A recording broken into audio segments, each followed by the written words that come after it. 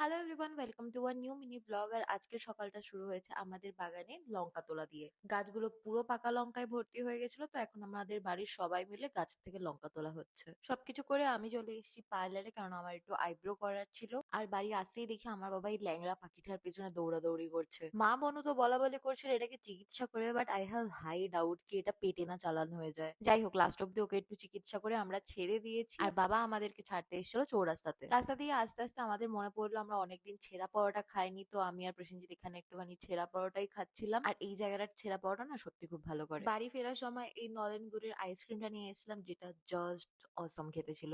আজকাল বনুকে দেখে আমার আবার প্রচন্ড প্রচন্ড নেল পালিশ পরার শখ জেগেছে, তাই জন্য আজকে বিকালবেলা গেছিলাম 4-5টা নেল পালিশ কিনবো বলে। আর এখানের কালার গুলো জাস্ট অসম ছিল। আর ফাঁক পেয়ে কয়েকটা লিপস্টিকও ট্রাই করে নিয়েছি। কয়েকটা নায়িকার পার্সেল আসার কথা ছিল, তো এখন সেগুলোই নিয়ে যাচ্ছি ওপরে। আর আজকে আবার আমাদের এখানে লাইটেরও কাজ হচ্ছে। See you tomorrow, bye, subscribe.